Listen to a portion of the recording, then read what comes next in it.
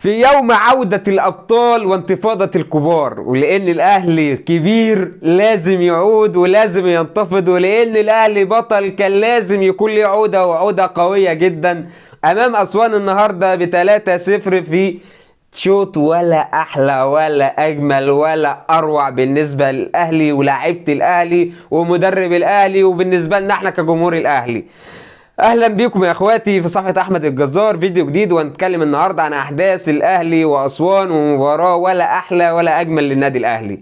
الاهلي دلوقتي 40 نقطة في الدوري بفرق 8 نقاط عن الزمالك، ليه مؤجلتين لسه ان شاء الله هتبقى 14 نقطة فرق عن الزمالك، وربنا يكرمنا ان شاء الله كده والدوري يبقى اهلاوي كالعادة يعني ان شاء الله ما نقطعش. حبيبي الاهلاوي واخويا الزملكاوي، فيش بعض الزملكاويه اللي طالعين بيقولوا ان الاسوان فوت الماتش للاهلي. طب هو فوته ليه؟ طيب يا عم يقول لك ما كانش مستواه، مدرب اسوان ما كانش بيلعب بنفس اللعب اللي كان بيلعب بيه قدام الزمالك. يا عم في لعب قدام الزمالك، الزمالك مستواه هو اللي ضعيف، هنعمل لكم ايه طيب؟ عشان كده اسوان كسب 2-1. لكن الاهلي ايه اللي هيجيب المستويات دي لبعضها؟ الاهلي فوق فوق خالص، مالكش دعوه انت بالاهلي، ما تتكلمش عن الاهلي. وبعدين لو انت بتقول ان اسوان فوتت الماتش يبقى انت فوتت كمان ماتشك لينا، انت كمان فوتت الماتش بتاعك للاهلي، لان انت برضو الاهلي كسبانك 3 على فكره، يعني انت كسبانك 3 الاهلي والاهلي كسبان اسوان 3. لا ما شاء الله التلاتات كتير يا جماعه. وفي ليله وفي يوم مصالحه الجماهير بالنسبه لجمهور الاهلي اللي بقاله 3 ماتشات ما ضاعش طعم الفوز ولا طعم الانتصار، يعود الاهلي ليفرح جماهيره، واي فرحه ولا احلى من كده. بالله بالنسبه لي انا كنت بتفرج على الماتش، كنت مبسوط من الاداء، كنت مبسوط من اللعيبه، كنت مبسوط من المدرب، كل حاجه بصراحه حصلت في شوط اول عشان ما نحكمش ونقول المباراه كامله. لا شوط اول كان حلو جدا بالنسبه للاهلي ولاعيبه الاهلي. الشوط الثاني وكان ده تخطيط، عشان محدش يقول بس ان الشوط الثاني بان مستوى، لا ده كان تخطيط من كولر، بان هو اصلا بدل 5 تبديلات من على دكه البدلاء عشان يشوف اللعيبه والاجهاد بتاع اللعيبه اللي ما بتلعبش بشكل اساسي يديها الفرصه عشان تلعب ويشوف الاداء بتاع اللعيبه. وعندنا ماتش مهم جدا ان شاء الله مع سان داونز في يوم 25، فكان لازم طبعا اللعيبه بتاعتنا الاساسيه يكون ليها راحه ويكون عندها القوام ومحدش يتصاب منهم عشان يبقى جاهزين لماتش سان داونز ان شاء الله. بالنسبه بقى للكابتن خالد الغندور، كابتن خالد الغندور اعلامي قناه نادي الزمالك، طلع في اثناء الماتش ما بين الاهلي واسوان ببوست كده غريب بيقول لك فيه الاعلام كان بيقول ان كابتن ايمن الرمادي وفيريرا قال له بعد الماتش الزمالك واسوان اتمنى ان انت تلعب كده قدام الاهلي. فكابتن خالد الغندور بيتريق يعني وبيقول وانا شايف ان اسوان مقدم ماتش كبير قوي قدام الاهلي بطريقه يعني.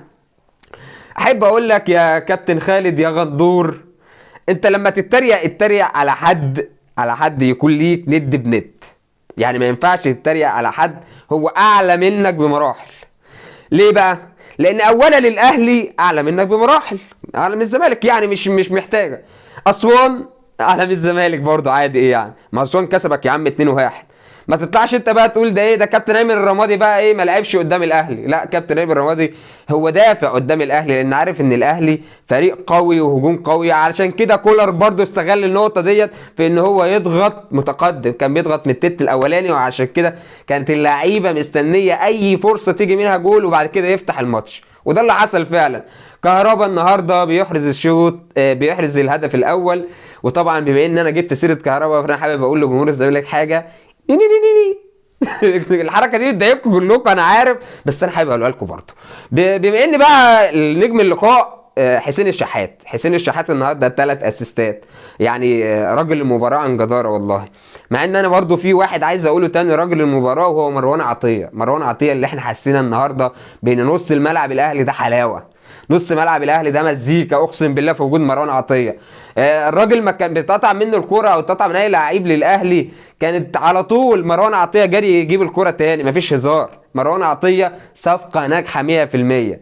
نزع حسين الشحات واهداف اللقاء. حسين الشحات اول هدف طبعا للبروفيسور الكبير الهداف بتاعنا المهاجم الغايب اللي كنا محتاجينه ولقيناه خلاص في كهربا. وده اللي انا اتكلمت عليه قبل كده وقلت ان كهربا هو المهاجم الغايب اللي كان كولر محتاجه وكان بيدور عليه، وبالفعل انا كنت مرجح كهربا يلعب مهاجم صريح علشان ناجح جدا وعنده حس تهديفي عالي وهو لعيب وبيعرف يجيب اجوال. والله العظيم يا جماعه، والله العظيم كهربا بيعرف يجيب اجوال واحسن من اي مهاجم في الاهلي حاليا، لحد ما ربنا يكرمنا بقى ونجيب المهاجم اللي احنا عايزينه طبعا كلكم عارفين. تاني اسيست من حسين الشحات لاحمد عبد القادر. احمد عبد القادر النهارده اللي كان بصراحه موجود شبه مش موجود. الجبهه بتاعت احمد عبد القادر النهارده ما كانتش شغاله خالص، وعلشان كده الثلاث اجوال جم من جبهه حسين الشحات اللي كانت شغاله 10 على 10. ومناسبه ان جبهه احمد عبد القادر ما كانش شغاله يا جماعه، ده بسبب غياب علي معلول. محدش يقلل من قيمه علي معلول في الملعب.